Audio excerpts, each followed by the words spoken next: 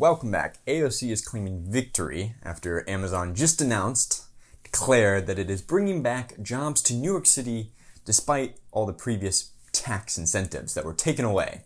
But considering I am a journalist in New York City, there is a lot of half-truths going around that I thought I'd clear up. A lot of people getting stuff wrong, probably including me as well, but I'll do my best to give you some accurate, a faithful portrait of reality here. The first thing I want to discuss is that the previous arrangement with Amazon in New York City was they were going to bring 25,000 jobs. Now, how many jobs are they bringing now? 1,500. Not exactly the same number. About 20 times less jobs. But the devil is in the details. But the 25,000 jobs being brought by Amazon, the devil was in the details, because that number was a projection, a 5 to 10 year projection of what Amazon thought they would be employing by the end of their contract or their tax incentives with New York City. In reality, within the contract, I believe, I could be wrong, the actual stipulation was that Amazon only had to have, at the end of its first year, 700 employees. So 700, not quite 25,000. Not saying they couldn't have hit that eventually, 25,000, it's a number on a piece of paper.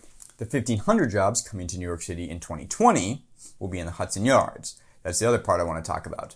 Previously, Amazon was going to place all their job creating factory in Long Island City, which is a neighborhood in Queens, a slightly more working class borough in Long Island City, which is a developing, gentrifying neighborhood on the shore.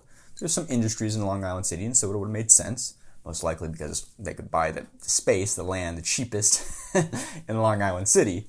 Whereas now those jobs will be in Hudson Yards. Now, Hudson Yards is already a developed neighborhood. Billions of dollars were poured into the Hudson Yards in New York City, particularly to incentivize corporations and businesses to headquarter there. So arguably you could say, well, Hudson Yards is doing its job. Like, it better be hosting businesses and corporations, better be putting their employees there, because otherwise we spent billions of dollars for no reason.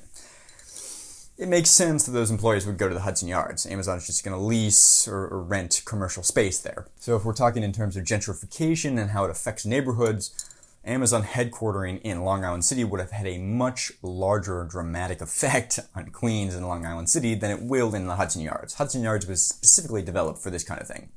Long Island City would have had to reimagine itself a little bit if it was going to be the headquarters for Amazon.